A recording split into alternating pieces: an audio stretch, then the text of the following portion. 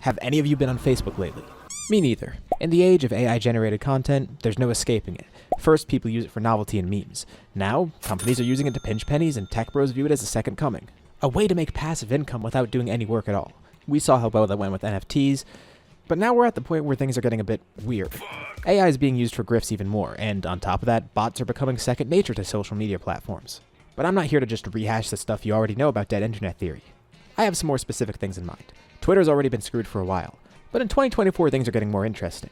Bots are nothing new to the internet, especially to Twitter, but it's even easier to make them nowadays, and they're working even smarter than before. They're working overtime. Again, I'm not here to talk about what you already know. This won't just be me doom posting about it. But I have some anecdotes I want to share about how things are getting really strange, both with Twitter bots and with AI-generated images on Facebook.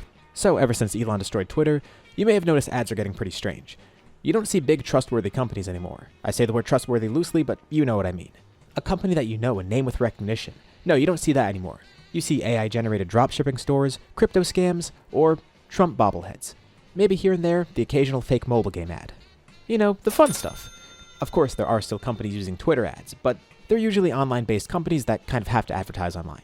But if you take a scroll through Twitter right now, you'll see that a good chunk of ads are clearly AI-generated. Besides the fact that we also have more ads to deal with, they're not even made by real humans anymore. It just goes to show the state the app is in. Not to mention the vast amount of porn bots in every other tweet, like, you know, the ones advertising pussy in bio and stuff like that. Although now it's getting even worse, they just post straight up uncensored porn in your replies. What a great website. But it's not just grifters, scammers, and companies using bots and AI. Everyone's making use of it. It's like a gold rush. Although some people aren't using these to make money. Some people are just using them for other purposes. You know who else loves to use bots? Big Ops himself, Drizzy Drake. Yup, that Drake. First, you might need some lore, but I'll keep it brief. Drake and fellow rapper Pusha T have disliked each other for a bit. A few years back, this led to diss tracks between them, with Push eventually making a scathing one that revealed Drake had a secret son, among other things. And of course, now there's an ongoing feud between Drake and, like, everybody else. Metro Boomin, Rick Ross, Kendrick Lamar, Kanye found a way to stick his head in, and, like, other random people are jumping in too. It's probably gonna get worse from here on out. But how is rap beef relevant to this video? Well, it's because Drake now has his own army. Twitter has a swarm of OVO bots. For a few months now, they have mostly been going after Push, saying he likes to fuck salamanders, among other things. Here's some of my favorites. Kanye West and Pusha T for real out here, scraping off people's AMG badges just to snort the glue. Hashtag scared of the six. Or this gem. Pusha T buys crushed toenails to snort from Asian beauty salons. I don't know what this picture is supposed to imply. I guess it's saying he's furry. Don't trust Pusha T. He put an M5 badge on a stock 328i BMW. Hashtag for all the dogs. Pusha T was caught scraping the AMG badge off a Mercedes and sticking it in his 2006 C-Class, pushing 400k miles. Hashtag for all the dogs. Pusha T was found passed out in his 2009 BMW with a fake M3 badge after inhaling Freon from the AC units. A lot of them are just about fake BMW badges. I don't get the correlation. But yeah, this has been happening for a while. I'm not really sure what caused it because a lot of this started popping up in like October 2023, which is way after the beef took place. But now there's even more bots coming after everybody involved in the feud currently. So like, of course, Kendrick Lamar is a big target, Metro Boomin, Future, Rick Ross. The bots are working overtime now. Apparently a lot of people have fake M3 badges on their BMW. Pusha T and Kanye stick crayons in his gooch hole. Hashtag scared of the six. Kendrick Lamar puts frogs in blenders. Kendrick Lamar sniffs air duster inside his '03 Civic with a broken AC. Hashtag scared of the six. Pusha T and Kanye leave disabled senior citizens on the side of major highways. Hashtag scared of the six. Rick Ross yells at kids for being deaf. Hashtag fuck the club up sleaze mix. Hashtag and then there's Taylor's album.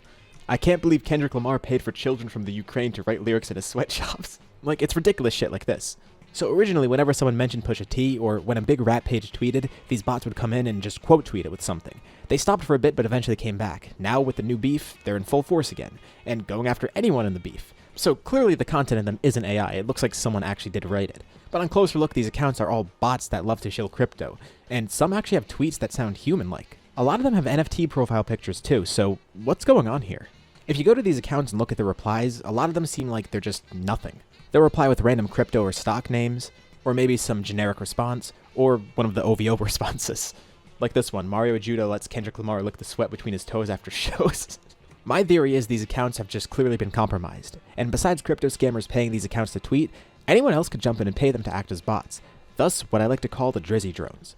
I have no other explanation for it besides Drake or his crew paying these bots, because why else would they be doing this? There's so many of them that are constantly active, and they're all accounts that aren't new either. Someone would have had to pay for all of this, and I don't think DJ Academics or some random Drizzy fan is shelling out money for this. It's not Aubrey's Angels, it's Aubrey himself. Or at least one of Drake's associates. Although, it would be pretty funny if it's actually one of his fans that's just really dedicated to the point where they spend money on this. So that's the Twitter side of things. Dropshipping ads, crypto scams, Drake bots, fun stuff. But at the same time, Facebook is entering its own new era, with a ton of people using AI for insightful posts, aka interaction bait aimed at boomers.